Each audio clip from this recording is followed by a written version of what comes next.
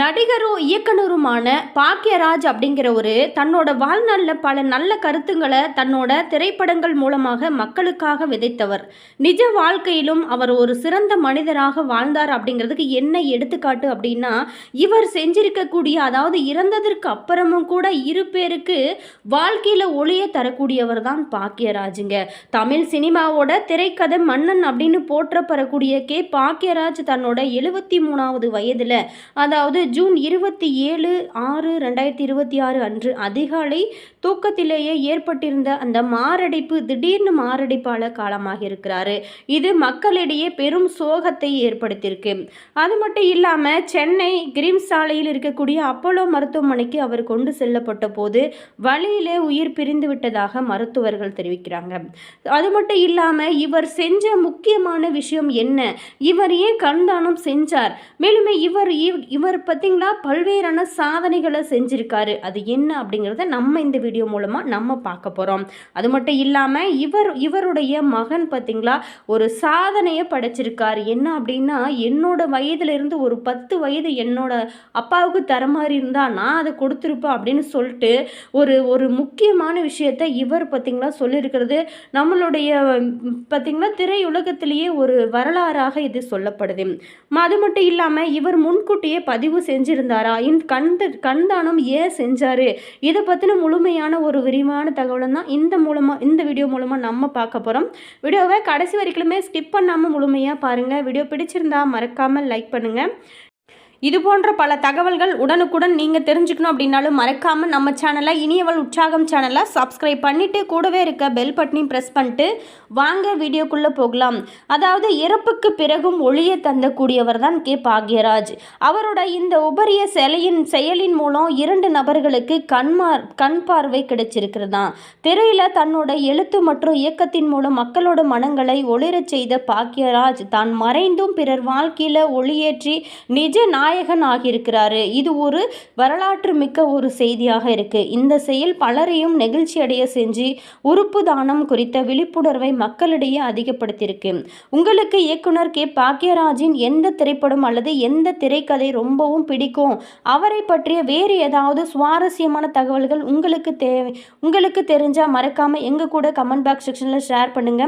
அது மட்டும் இல்லாமல் இவர் பார்த்தீங்களா ரொம்ப அழகான குடும்பத்தில் ரொம்ப சூப்பராக வாழ்ந்திருக்கிறாரு. பாக்யராஜ் தன்னோட வாழ்நாளில் பல நல்ல கருத்துக்களை தன்னோட திரைப்படங்கள் மூலம் மக்களுக்காக விதைத்தவர் தாங்க. நிஜ வாழ்க்கையிலும் ஒரு ஹீரோ தாங்க இவர்.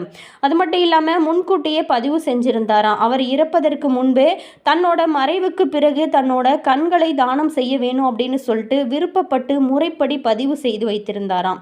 குடும்பத்தினரோட நெகிழ்ச்சியான செயல். அவரோட மறைவுக்கு பிறகும் துக்கத்திலும் மனம் தளராத அவர் குடும்பத்தினர் பாக்யராஜோட கடைசி ஆசையை உடனடியாக நிறைவேற்றிருக்காங்க. மருத்துவ குழுவினர் அவரோட இல்லத்திற்கு வரவழைக்கப்பட்டு கண்கள் வெற்றிகரமாக தானமாக பெறப்பட்டிருக்காங்க. வாழ்க்கையோட தத்துவம், என்றாவது ஒரு நாள் உடல் மண்ணுக்குள்ள போய்விடும், எஞ்சுவதும் அன்பும் கருணையும் மட்டுமே என்று நம்பிய அவர் கண்தானம் செய்பவங்க இல்லாத போதும் இருப்பார்கள் பார்வையாய் அப்படிங்கிற உன்னத சிந்தனையோடு இந்த முடிவை எடுத்திருந்ததாகவும் ஒரு தகவல்கள் வெளியாயிருக்கு. மேலுமே அவரோட இந்த உபரிய செயலின் மூலம் 2 நபர்களுக்கு கண் பார்வை கிடைச்சிருக்கிறது ரொம்ப ஒரு இம்பார்ட்டண்டான விஷயமாகவும் சொல்லப்படுது. அது மட்டும் இல்லாமல் பாக்யராஜ் பார்த்தீங்களா பல்வேறான சாதனைகளை அவர் செஞ்சிருக்கிறாரு. நடிகரும் இயக்குனருமான பாக்யராஜின் மறைவு அப்படிங்கிறது திரையுலகத்தில் ஒரு சோகத்தையும் ரசிகர்களுக்கு பெரும் சோகத்தை ஆழ்த்தியிருக்கு. அவரோட மறைவுக்கு பிறகு அவர் தானமாக வழங்கிய கண்கள் இருவருக்கு வெற்றிகரமாக பொருத்தப்பட்டு அவங்களுக்கு மீண்டும் பார்வை கிடைச்சிருக்கிறதாம். மறைந்த பிறகும் தன்னோட கண்கள் மூலம் இருவரோட வாழ்க்கையில் ஒளியேற்றிய பாக்யராஜின் இந்த மனிதநேய செயல் பலரையும் நெகிழ்ச்சியில் ஆழ்த்தியிருக்கு. இது குறித்து நடிகரும் இயக்குனருமான பார்த்திபன் தன்னோட சமூக வலைத்தளத்தில் நெகிழ்ச்சியான பதிவையுமே வெளியிட்டிருக்கிறார் அப்படின்னு சொல்லப்படுது.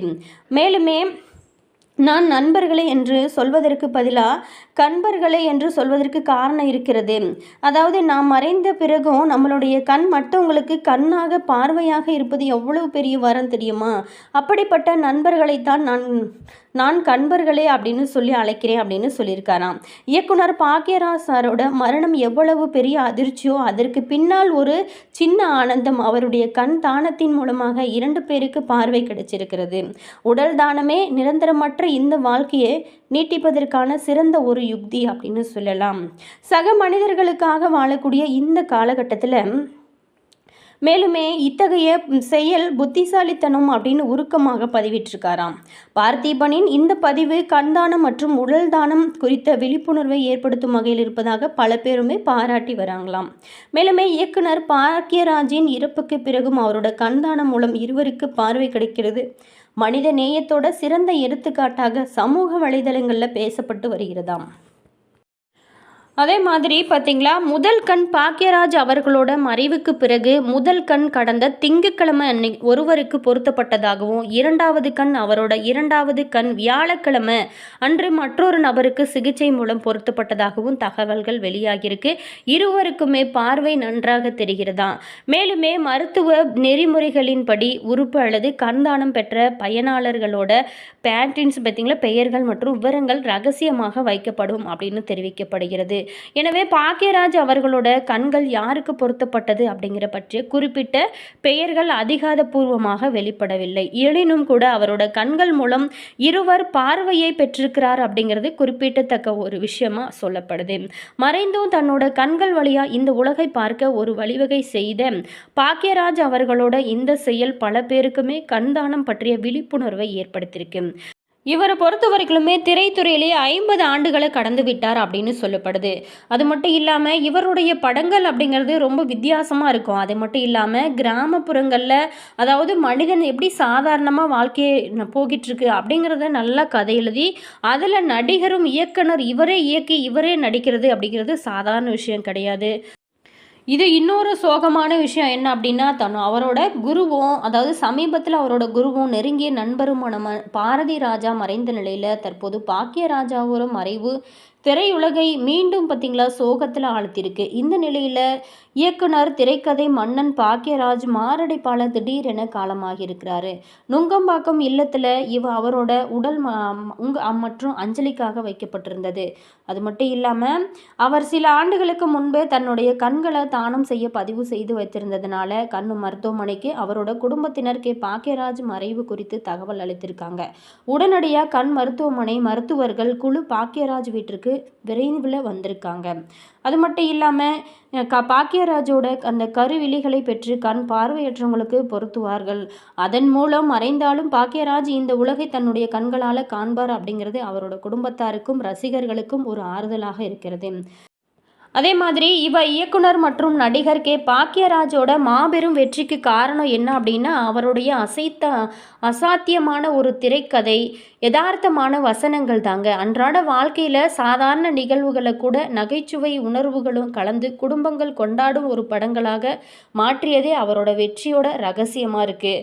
அவருக்கு மிகப்பெரிய வெற்றியை தேடித்தந்த முக்கியமான காரணம் என்ன அப்படின்னா திரைக்கதை மன்னன் அதாவது திரைக்கதை அமைப்பு. பாக்யராஜ் இயக்கிய அந்த மௌன கீதங்கள், அந்த 7 நாட்கள், முந்தானை முடிச்சு போன்ற படங்கள் திரைக்கதைக்கு இலக்கணமாக அமைஞ்சிருப்பதாக சொல்லப்படுறாங்க. கதையோட திருப்பங்களும் முடிச்சுகளும் பார்வையாளர்களை சீட்டின் நுனியிலேயே உட்கார வைக்கும் அப்படின்னு சொல்லப்படுது. அது மட்டும் இல்லாமல் இவருடைய வசனங்கள் அந்த கதாபாத்திரங்களோட இயல்பான குணங்களை மையமாக கொண்டு அவர் எழுதிய அந்த வசனங்கள் மிக பிரபலமாக பேசப்பட்டு வருது. குடும்பங்களே கொண்டாடக்கூடிய அளவுக்கு அவருடைய படங்களாகட்டும் அவருடைய நடிப்பாகட்டும் ரொம்ப சிறப்பாக இருக்கும். அது மட்டும் இல்லாமல் இவங்களை பொறுத்த வரைக்குமே தன்னோட யதார்த்தமான ஒரு நடிப்பிலும் பெண்களை குடும்பங்களையும் கவரும் விதமான அந்த கதைகளாலும் உதாரணமாக முந்தானம் முடிச்சு பாக்ஸ் ஆஃபீஸில் 1 கோடி ரூபாய்க்கு மேலே வசூல் படைத்த ஒரு சாதனையும் படைச்சிருக்காரு. மேலுமே பாரதி ராஜாவுடனான பயணம் இயக்குனர் இமயம் பாரதி ராஜாவிடம் உதவி இயக்குனராகவும் வசனகர்த்தாவாகவும் இருந்த இவர் திரைப்பயணத்தை தொடங்கியதே அவரோட திறமை உலகிற்கு தெரிய காரணமாகவும் இது பார்த்திங்களா இவங்களுக்கு அடித்தளமாக அமைஞ்சிருக்கு. புதியவங்களை அறிமுகப்படுத்துதல், அதாவது தன்னோட படங்களில் ஊர்வசி போன்ற பல புதியவர்களை கதாநாயகிகளாக அறிமுகப்படுத்தி அவங்கள மாபெரும் நட்சத்திரங்களாக மாற்றிக்கிற ஒரு திறமை தான் இவருக்கு இருக்குன்னு சொல்லலாம். மேலுமே இவர் பார்த்திங்களா ரொம்ப சிறப்பான வாழ்ந்து ரொம்ப மக்களுக்காக நிறைய ஒரு படங்களை இயக்கி பல்வேறான சாதனைகளை படைத்தவர் தான் பாக்கியராஜ். இவருடைய மறைவு அப்படிங்கிறது பெரும் சோகத்தை ஏற்படுத்தியிருக்கு. என்ன நேயர்களே, வீடியோ பிடிச்சிருந்தா மறக்காமல் லைக் பண்ணுங்கள். இது போன்ற தகவலை நீங்கள் தொடர்ந்து தெரிஞ்சுக்கணும் அப்படின்னாலும் நம்ம சேனலை இனியவள் உற்சாகம் சேனலை சப்ஸ்கிரைப் பண்ணிக்கோங்க. கூடவே இருக்க பெல் பட்டனையும் ப்ரெஸ் பண்ணிக்கோங்க. இவருடைய படங்களில் உங்களுக்கு எது ரொம்பவும் பிடிக்கும், அதே மாதிரி இவருடைய இந்த சோகமானது மாபெரும் சோகமாக இருக்குது, அது மட்டும் இல்லாமல் இவர் உங்களுக்கு ரொம்ப பிடிக்குமா அப்படிங்கிறத மறக்காமல் கமெண்ட்ஸில் சொல்லுங்கள். உங்களுடைய கருத்து என்ன அப்படிங்கிறதையும் மறக்காமல் எங்கள் கூட கமெண்ட் பாக்ஸ் செக்ஷனில் சொல்லுங்கள். அதாவது இருந்தும் கூட இரு பேருக்கு மாபெரும் ஒளியை கொடுத்தவர் தான் நம்ம பாக்கியராஜ். இவர் பார்த்திங்களா, இவருடைய ஆத்மா சாந்தி அடைய எங்களுடைய மனமார்ந்த வாழ்த்துக்களை தெரிவிச்சுக்கிறோம். Always thank you.